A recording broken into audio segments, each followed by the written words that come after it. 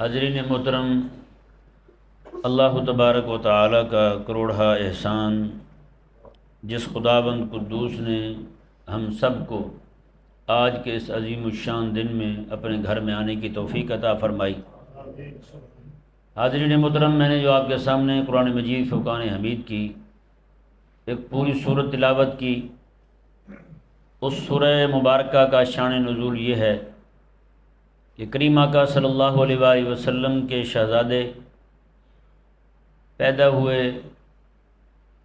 اس دنیا سے رخصت ہو گئے تو کافروں نے کریم آقا صلی اللہ علیہ وآلہ وسلم کے بارے میں نازیبہ کلمات کہے۔ انہوں نے کہا کہ یہ نعوذ باللہ ابتر ہیں۔ ابتر اسے کہتے ہیں جس کی نسل ختم ہو جائے، اس کا نام لینے والا کوئی نہ ہو۔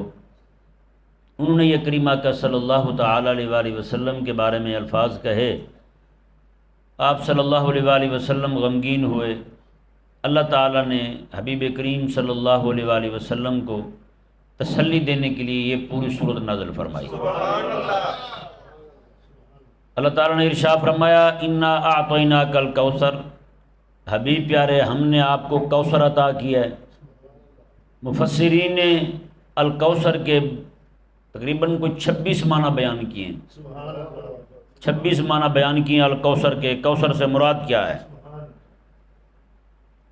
ان میں حضرت سیدنا رئیس المفسرین عبداللہ بن عباس رضی اللہ تعالی عنہما، آپ بلا واسطہ امام الانبیاء علیہ السلام کے شاگرد ہیں۔ کریم آقا علیہ السلام کی دعا سے انہیں رب تبارک و تعالی نے قرآن کا فہم عطا فرمایا۔ سبحان اللہ۔ اور ادب ایسا تھا ان میں کریم آقا علیہ السلام کی بارگاہ کا کہ ایک دن کریم آقا علیہ السلام گھر میں تشریف فرما ہیں۔ حضرت عباس حضور کے چچا ہیں۔ آقا علیہ السلام اس رات حضرت عبداللہ رضی اللہ تعالیٰ عنہ کی خالہ کے گھر تھے، وہ آقا علیہ السلام کی زوجہ تھی۔ حضرت عباس نے کہا کہ عبداللہ آج رسول اللہ علیہ السلام تیری خالہ کے گھر ہوں گے، تو رات جا کے رہ اپنی خالہ کو ملنے کے لیے، کہ وہ خالہ کو ملنے کے لیے میں آیا ہوں خالہ کے گھر رہنے، اور رات کو تو نے غور کرنا ہے کہ آقا علیہ السلام کتنی نماز پڑھتے ہیں، پھر مجھے بتانا، میں بھی پڑھا کروں گا۔ کریم آقا صلی اللہ تعالی علیہ وآلہ وسلم وضو کے لیے جب آقا علیہ السلام کھڑے ہوئے تو دیکھا کہ برتن کے اندر پانی بھرا ہوا ہے۔ آقا علیہ السلام نے فرمایا یہ پانی کس نے بھرا ہے؟ حضرت عبداللہ کہنے لگے حضور میں نے بھرا ہے۔ خادم ایسے ہوتے ہیں، انہیں پہلے پتہ ہوتا ہے کس چیز کی ضرورت ہے، وہ ضرورت پہلے پوری کر کے رکھتے ہیں۔ کریم آقا صلی اللہ علیہ وآلہ وسلم نے ایک بار فرمایا نا، ایسے ہی فرمایا حضور نے، ایک رات آئے گی اللہ تبارک و تعالیٰ مجھے ہجرت کا حکم دے گا، مجھے ایک دوست کی، ایک یار کی ضرورت ہوگی جو میرے ساتھ جائے۔ یہ نہیں فرمایا حضور نے کون جائے گا۔ اس کے کئی مہینوں بعد جا کے جب وہ رات آئی نا، آقا علیہ السلام حضرت ابوبکر صدیق کے گھر گئے، دروازہ کھلا ہوا ہے، دیا جل رہا ہے، ابوبکر جاگ رہے ہیں۔ آقا علیہ السلام نے فرمایا ابوبکر یہ کیا ہے، تو جاگ رہا ہے، دروازہ کھلا ہے، دیا جل رہا ہے۔ کہنے لگے حضور جب سے آپ نے کہا تھا نہ تو میں رات کو سویا ہوں، نہ دروازہ بند کیا، نہ میں نے دیا بجھایا کہ کب حضور آ جائیں میرے گھر میں۔ غلام یہ ہوتے ہیں، اللہ اکبر، غلام یہ ہوتے ہیں یار، خادم یہ ہوتے ہیں۔ تو حضرت عبداللہ رضی اللہ تعالیٰ نے پانی بھر کے رکھا۔ اس کے بعد کریم آقا علیہ السلام نماز کے لیے کھڑے ہوئے، نماز شروع فرمائی۔ حضرت عبداللہ رضی اللہ تعالیٰ عنہ کو آقا علیہ السلام نے اپنی دائیں جانب کھڑا کیا۔ نماز میں ہی وہاں سے نکلے، دوسری جانب آ گئے، دل والی جانب۔ آقا علیہ السلام نے پھر نماز میں پکڑا، یہاں سے ہاتھ رکھ کے لے آئے واپس دائیں جانب، وہ پھر وہاں سے نکلے، پھر دوسری جانب، 3 بار ایسے کیا۔ آقا علیہ السلام نے رہنے دیا انہیں، نماز پوری کی۔ آقا علیہ السلام نے فرمایا کہ عبداللہ جب میں تجھے اس طرف کھڑا کر رہا ہوں تو ادھر کیوں آ جاتا ہے؟ کہنے لگے کہ حضور کس کی مجال ہے آپ کی اس جانب کھڑا ہو سکے، ہم تو خادم اور نوکر ہیں، ہم تو ادھر کھڑے ہوں گے، ہم کیسے کھڑے ہو سکتے ہیں اس طرح؟ میرے آقا علیہ السلام اتنا متاثر ہوئے عبداللہ رضی اللہ تعالیٰ عنہ کے ادب سے، ان کی خدمت سے، حضور نے ہاتھ اٹھا دیا، اللہم علمہ التاویل، مولا اسے قرآن کی تفسیر کا علم عطا فرما دے۔ تو وہ عبداللہ رضی اللہ تعالیٰ عنہ، آپ فرماتے ہیں کہ الکوثر کا معنی الخیر الکثیر ہے، کہ اللہ تعالیٰ نے ارشاد فرمایا کہ حبیب پیارے ہم نے آپ کو خیر کثیر عطا فرما دیا ہے، ہر طرح کی خیر دی ہے اور ہر خیر کثیر عطا فرمائی ہے۔ جی تو یہ ذرا آیہ مبارکہ کو دیکھیں، انا اعطیناک الکوثر، ہم نے آپ کو خیر کثیر عطا فرما دیا۔ اسی آیہ مبارکہ کا معنی بیان کرتے ہوئے مفسرین یہ بھی فرماتے ہیں کہ اس سے مراد حوض کوثر ہے جو خالق اور مالک نے حضور کو عطا فرمایا ہے۔ پھر قیامت والے دن یوں ہوگا کہ حوض کوثر تو جنت میں ہے، لیکن اللہ تبارک و تعالی حضور کے غلاموں کی پیاس بجھانے کے لیے، کیونکہ میدان محشر میں بڑی ضرورت ہوگی، 2 پرنالے رب تبارک و تعالی جنت سے حضور کے غلاموں کے لیے جاری فرمائے گا۔ جنت سے 2 پرنالے میدان محشر میں آ رہے ہوں گے، وہیں سے آقا علیہ السلام جام بھر بھر کے اپنے غلاموں کو پلا رہے ہوں گے۔ اندازہ لگائیں۔ تو میرے کریم آقا صلی اللہ تعالی علیہ وآلہ وسلم، رب تبارک و تعالی نے فرمایا کہ انا اعطیناک الکوثر، ہم نے آپ کو خیر کثیر عطا فرمایا۔ آگے کیا فرمایا؟ میں کہ حبیب پیارے ہم نے آپ کو اتنا عطا کیا ہے، اب فصلی لربک وانحر، 2 کام آپ بھی کریں، 2 کام آپ بھی کریں۔ اللہ اکبر۔ کیا جی؟ فصلی لربک، اپنے رب کے لیے نماز پڑھیں۔ یہ ذہن میرے، فصلی لربک، لام جو ہے نا یہ بتا رہا ہے کہ نماز صرف رب کے لیے پڑھنی ہے، کسی کے لیے نہیں، کسی کو دکھانے کے لیے نہیں۔ کسی کو دکھانے کے لیے رکوع لمبا کیا، قیام لمبا کیا، دعا لمبی کی، تو پھر ثواب بھی اسی سے لینا چاہیے۔ اگر رب کے لیے کر رہے ہیں تو پھر ثواب بھی رب تبارک و تعالیٰ عطا فرمائے گا، اجر بھی وہی دے گا رب تبارک و تعالیٰ۔ فصلی لربک، اپنے رب کے لیے نماز پڑھیں، وانحر، اور اسی اپنے رب کے لیے قربانی بھی کریں، قربانی بھی کریں۔ یہ شکریہ ادا کرنا ہے حبیب پیارے، حوض کوثر ہم نے آپ کو عطا کیا ہے، تو آپ کے ذمے یہ 2 کام ہم لگا رہے ہیں، آپ اپنے رب کے لیے نماز بھی پڑھتے رہیں شکرانے کے طور پر، اور قربانی بھی کرتے رہیں۔ اور یہاں پہ ضمناً ایک مسئلہ عرض کر دوں، وانحر جو ہے یہ امر کا صیغہ ہے، امر کا صیغہ ہے، اور یہ امر جو ہے یہ اس کا سب سے پہلا معنی وجوبی ہے، جی فرض والا معنی اس کا ہے کہ فرمایا کہ تم پر لازم ہے کہ قربانی کرو۔ جی اب جو بندہ صاحب نصاب ہوگا اس پر قربانی لازم ہوگی۔ کئی سارے بیچارے کہتے ہیں کہ جی دیکھیں ایک کی طرف سے جو ہے نا ایک بندہ قربانی کر لے گھر کے پورے سارے افراد میں سے سب کی طرف سے ادا ہو جاتی ہے، ایسا مسئلہ نہیں ہے۔ جب بچے سارے بالغ ہیں تو سب پر الگ الگ نماز لازم ہے، بچے سارے بالغ ہیں سب پر الگ الگ روزہ لازم ہے، جب بچے سارے بالغ ہیں تو سب پر الگ الگ احکامات نافذ ہوں گے، لازم ہوں گے۔ تو بھائی قربانی بھی تو رب تبارک و تعالیٰ کا لازم کیا ہوا ایک واجب ہے، وہ بھی تو الگ الگ بندوں پر واجب ہوگا۔ جو بندہ صاحب نصاب بنتا جائے گا اس پر یہ قربانی واجب ہوتی جائے گی۔ اس لیے یہ نہیں کہ جناب بس پورے گھر کے اندر ایک بندے نے کر لیا تو سب کو کفایت کر گیا، ایسا نہیں ہے۔ پھر 2-4 دن ایسے کر کے دیکھیں کہ پورے گھر کے اندر جب سارے ایک جیسے ہیں، ایک کی قربانی سب کو کفایت کر جاتی ہے، تو پر ایک بڑا بزرگی روٹی کھا لیا کرے 4 دن، باقی سارے چھوڑ کے دیکھیں، امید ہے مسئلہ یہ بھی سمجھ آ جائے گا کہ نہیں سمجھ آیا مسئلہ؟ ہاں، جس بندے پر جو بندہ صاحب نصاب ہے اس پر لازم ہے بھی۔ اچھا جی، اللہ تبارک و تعالی نے ارشاد فرمایا جی 4 چیزیں رب تبارک و تعالی نے یہاں بیان کی سورہ کوثر میں۔ 2 چیزیں رب نے دی ہیں، 2 مانگی ہیں، 2 دی ہیں، 2 مانگی ہیں۔ رب نے فرمایا 2 میرے لیے، میں حبیب 2 تیرے لیے۔ 2 رب کے لیے کیا ہے؟ وہ ایک فصلی لربک وانحر، نماز پڑھیں قربانی کریں۔ 2 رب کی کیا، جو حضور کی کیا ہیں؟ وہ ایک یہ ہے کہ انا اعطیناک الکوثر، حضور حوض کوثر عطا کر دیا ہے۔ تیسرا فرمایا رب تبارک و تعالی نے ان شانئک هو الابتر، حضور جو آپ کو کہہ رہے تھے کہ آپ کا نام نشان نہیں رہے گا، میں حبیب پیارے تیرے دشمنوں کا نام و نشان نہیں رہے گا، سارے ختم ہو جائیں گے حبیب۔ اللہ اکبر کبیرہ، کتنی بڑی بات ہے یار۔ ان شانئک هو الابتر، ابتر فرمایا حبیب پیارے تیرا دشمن، تیرا مخالف، تیرے ساتھ دشمنی رکھنے والا، تیرے ساتھ بغض رکھنے والا اب تر ہو جائے گا، میں کہ اس کی نسلیں ختم ہو جائیں گی، اس کا نام لینے والا کوئی نہیں ہوگا۔ اب آپ بتائیں نا ذرا، اب اس کا مطلب یہاں پہ میں بات روک کے آپ کو بتا دوں۔ ابو جہل حضور کا دشمن تھا، لیکن کیا ہوا؟ ابو جہل کا سگا بیٹا مکہ فتح ہوا تو مکے سے بھاگا، مکے سے بھاگ گیا، سمندری سفر کرنے لگا، ہیں جی سمندر میں بیٹھ کے جناب جانے لگا، کشتی کے پھٹے ٹوٹ گئے سارے، ایک پھٹا بچا، کہنے لگا یا اللہ اگر تو مجھے بچا لے تو سیدھا رسول اللہ کے پاس جاؤں گا، میں کلمہ پڑھوں گا۔ ایک پھٹے پہ رب تبارک و تعالی نے اسے بچا لیا، واپس آیا حضور کی بارگاہ میں، کہنے لگا راستے میں اس کی بیوی ملی، وہ ڈھونڈ رہی تھی، حضور سے امان لے کے گئی تھی، کلمہ اس نے پڑھ لیا تھا، ابو جہل کی بہو، اندازہ لگائیں۔ دیکھیں رب اس کا نام کیسے ختم کر رہا ہے. بچے ہیں لیکن نام اس کا کوئی نہیں ہیں جی, بچے ہیں لیکن نام اس کا کوئی نہیں. آس بن وائل نے رسول اللہ علیہ السلام کو یہ کہا تھا کہ آپ ابتر ہیں. اب آس کا سگا بیٹا حضرت عمر رضی اللہ تعالیٰ عنہ حضور کے غلام بنتے ہیں. جب وہ آقا علیہ السلام نے کلمہ پڑھ لیا, گھر میں بچہ پیدا ہوا, انہوں نے نام رکھا اس کا آس, اپنے باپ والا نام رکھا. میرے آقا علیہ السلام نے میں نا میرے غلام کے گھر میرے دشمن کا نام نہیں آ سکتا, میں کہ میرے بیٹے کا نام عبداللہ تیرے گھر میں آئے گا. اب بتائیں جی, وہی ابو جہل ہے, اس کے بیٹے رسول اللہ علیہ السلام کا کلمہ پڑھ کے آقا علیہ السلام بیٹے اس کے تھے, لیکن رب تبارک و تعالی نے انہیں ایمان کی توفیق عطا فرمائی, وہی آقا علیہ السلام کے غلام بنے, کلمہ پڑھ کے آقا علیہ السلام کے روحانی بیٹے بنے.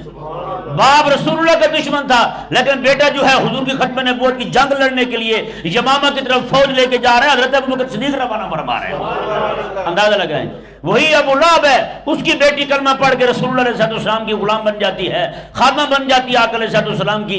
وہی آس بن وائل, اس کا نام تو ختم ہو گیا, اس کے گھر میں رسول اللہ علیہ السلام کے شہزادے کا نام چلا گیا. تو بتائیں ابتر وہ ہوئے یا نہیں ہوئے یار ہیں؟ ابتر آپ کی زبان میں پنجابی میں اونترا کہتے ہیں اسے, کیا کہتے ہیں اسے؟ اونترا نہیں خطرہ ہیں, میں اونترا ہے اونتر جانے کہتے نہیں کہتے. تو میں کہ یہ بندہ رب تبارک و تعالی نے فرمایا حبیب پر تیرے دشمن یہ سارے ہو جائیں گے ایسے, ان کا نام ہی نہیں رہے گا. دو باتیں جو رب تبارک و تعالی نے حضور سے مانگی ہیں, فصلی لربک, حضور نماز پڑھیں رب کے لیے, اور ونحر, اور قربانی کریں. کس لیے کہ ہم نے آپ کو دو چیزیں عطا کی ہیں. وہ کیا ہیں؟ ایک حوض کوثر دیا ہے, دوسرا آپ کے دشمنوں کا نام و نشان مٹا دیا ہے, ان کا نام لینے والا کوئی نہیں ہوگا. اللہ اکبر کبیرہ, کتنی عظمت اور شان عطا فرمائی رب تبارک و تعالی نے. اب بتائیں یار کیسی تسلی دی ہے رب نے اپنے حبیب کو. یہاں کوئی بچہ غمگین ہو جائے, پریشان ہو جائے, کسی کے گھر کے افراد غمگین ہو جائیں, پریشان ہو جائیں, وہ زیادہ سے زیادہ بیچارہ سمکی سے 2 کلو گوشت لے آئے گا ہیں جی, یا جناب بچوں کو کھلونے لا کے دے دے گا, یا کوئی بھی ایسا کام کرے گا جس سے وہ خوش ہو جائیں. بتائیں یار حضور غمگین ہوں, رب حوض کوثر ہی دیتے ہیں, کیا شان ہے ہیں. اور حضور پتہ کیا ارشاد فرماتے ہیں, آقا علیہ السلام نے ارشاد فرمایا حوض کوثر جو ہے نا میرا, آقا علیہ السلام میں اس کے جو پیالے پڑے ہیں آسمان کے تاروں سے بھی زیادہ ہیں, ہاں اس پر جو جام پڑے ہوئے ہیں. اللہ اکبر, یہ میرے کریم آقا علیہ السلام کی عظمت اور شان ہے. قربانی کے متعلق کچھ باتیں ذرا ذہن نشین فرما لیں جن کا علم ہونا ضروری ہے. کریم آقا صلی اللہ تعالی علیہ وسلم نے حضرت سیدہ کائنات فاطمہ الزہرا رضی اللہ تعالی عنہا کو ارشاد فرمایا تھا, میں کہ بیٹا جب تیری قربانی ہونے لگے, جانور ذبح ہونے لگے, تو اس وقت تم نے پاس کھڑے ہونا ہے, تم نے پاس کھڑے ہونا ہے. اس لیے جس بندے کی قربانی ہونے لگے کوشش کرے اگر وقت ہو تو خود وہاں تشریف لے جائے, اس کے پاس کھڑا ہو جائے اور اس کے سامنے اس کے جانور کو ذبح کیا جائے. ایک بات. دوسری بات یہ ہے عموماً کسائی جو ہوتے ہیں بیچارے, وہ علم تو ہوتا نہیں ان کے پاس, علم نہیں ہوتا ان کے پاس. ایک پوسٹ پڑی لکھا ہوا تھا قربانی کے لیے بکنگ کروانے کے لیے گائے بکرا بچڑا بکرا جو بھی ذبح کروانا ہو ہم سے کروائیں. نیچے لکھا ہوتا عرفان ایڈوکیٹ, ٹھیک ہے نا. سبزی والے سنارے سارے بیچارے چھریاں اٹھا لیتے ہیں, اس دن سارے قربانی کرنے چلے جاتے ہیں. چلو کوئی نہیں, خیر ہے, اہل اسلام کی مدد ہی ہے نا. اگر یہ بیچارے نہ آئیں تو اتنی جلدی قربانیاں بھی نہ ہو سکیں. کسائی کب بیچارے پورے ہوں گے پھر ہیں؟ کساب بھی بیچارے تھوڑے ہیں ہمارے ہاں, سب کی قربانی نہیں ہو سکے گی. چلو ان کی شفقت ہے, یہ جناب تشریف لے آتے ہیں اس دن پرانے کپڑے پہن کے, لوگ بھی یقین کر جاتے ہیں یہ بھی کسائی ہیں. یہ پتہ بعد میں چلتا ہے جب بیچارے گوشت کھانے لگتے ہیں.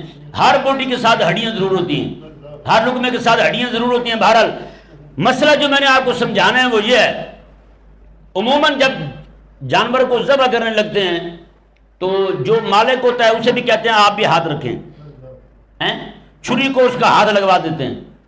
جو چھری پہ ہاتھ رکھ کے کھڑا ہے نا دوسرا بندہ, اسے کہتے ہیں معین ذابح, یعنی ذبح کرنے والا, یعنی کسائی کا مددگار. اب یہ مسئلہ ذہن میں رکھے جو میں آپ کے سامنے رکھنے لگا ہوں.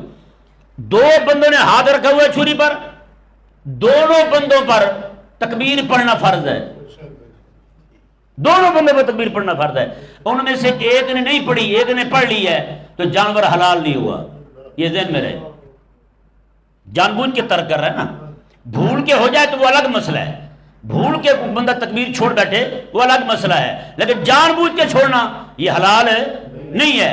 تو ذابح پر بھی اور معین ذابح پر بھی دونوں پر لازم ہے کہ دونوں تکبیر پڑھیں. میرے آقا علیہ السلام تو کافی دعائیں پڑھتے تھے.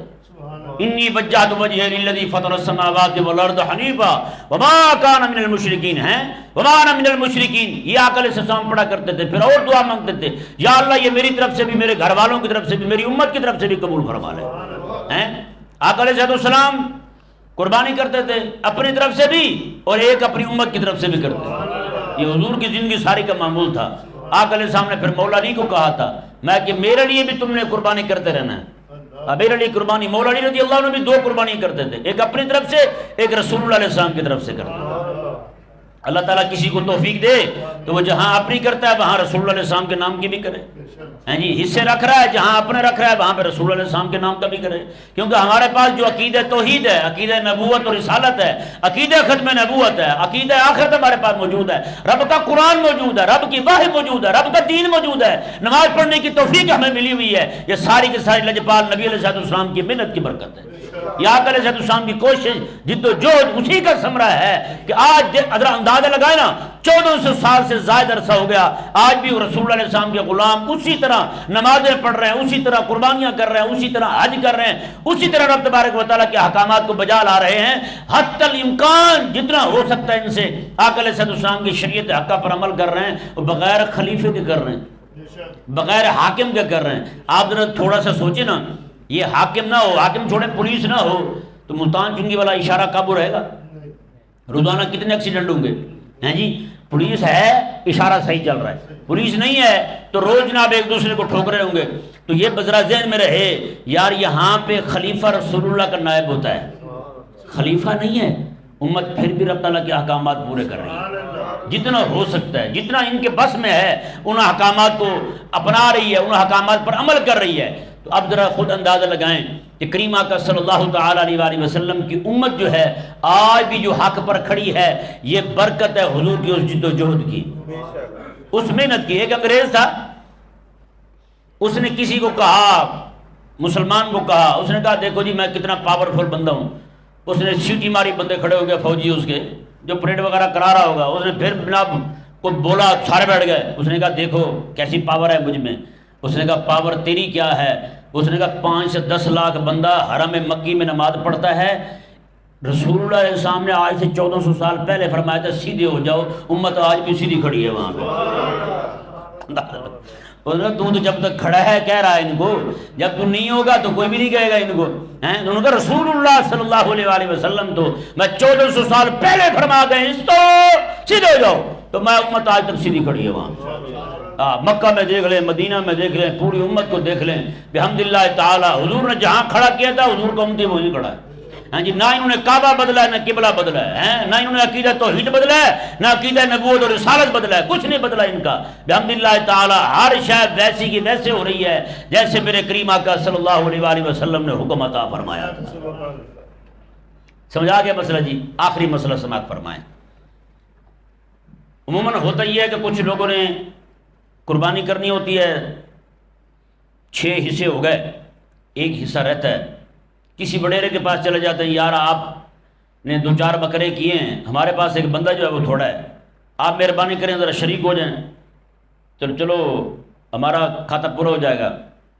اب وہ کہتے ہیں میں نے تو رکھ لیے پورے, چلو کوئی نہیں خیر ہے, بڑے کا قیمہ بنوا لیں گے, بڑے گوشت کا قیمہ بنوا لیں گے, کوئی نہیں چلو میرا حصہ رکھ لو جی. ایک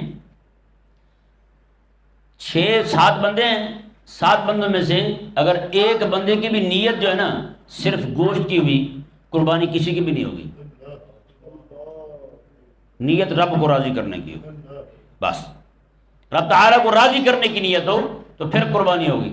اگر نیت کسی 7 میں سے ایک کی بھی گوشت کی نیت ہے نا تو قربانی نہیں ہوگی.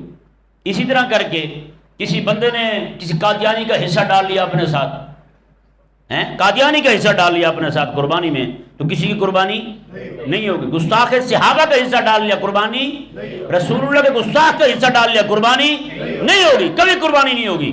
ایک ساری گائے کو, سارے بچڑے کو پلید کر جائے گا, کسی کی قربانی نہیں ہوگی. نہ جانور کھانا حلال, نہ جناب کچھ اور ہوگا, کچھ بھی نہیں ہوگا. کسی ایسے پلید بندے کا حصہ ڈالنے سے۔ اور یہ مسئلہ ذہن میں رہے، قادیانیوں کو منع ہے کہ قربانی کریں۔ قربانی جو ہے نا صرف اہل اسلام پر لازم، کن پر لازم ہے؟ اہل اسلام پر۔ قادیانی قربانی نہیں کر سکتے۔ لیکن ایک دوست ہے میرے، فیصل آباد سے میرے پاس آتے ہیں، ان کا علاقے میں تقریباً سارے قادیانی ہیں، کچھ گھر ہیں اہل اسلام کے۔ انہوں نے مجھے بتایا، انہوں نے کہا کہ ہمارے ہاں کئی ایسے غدار مسلمان ہیں، وہ قادیانیوں کی قربانیاں اپنے گھر میں کرتے ہیں، پھر گوشت جو ہے چپکے سے ان کے گھر میں پہنچا دیتے ہیں۔ یار تو نے بھی کوئی کلمہ پڑھا ہے؟ بلا بتا کون سا کلمہ پڑھا ہے تو نے؟ اتنا غدار ہے تم، ملت کا غدار، رسول اللہ کا غدار، رب کے دین کا دشمن بن گیا تم، اندر یاریاں نبھا رہا ہے قادیانیوں کے ساتھ تم۔ تو اس لیے یہ ذہن میں رہے، کسی بھی حال میں کوئی بھی بندہ ان میں سے کسی کا حصہ اپنے ساتھ شامل نہ کرے۔ اللہ تبارک و تعالی ہمیں سمجھنے کی توفیق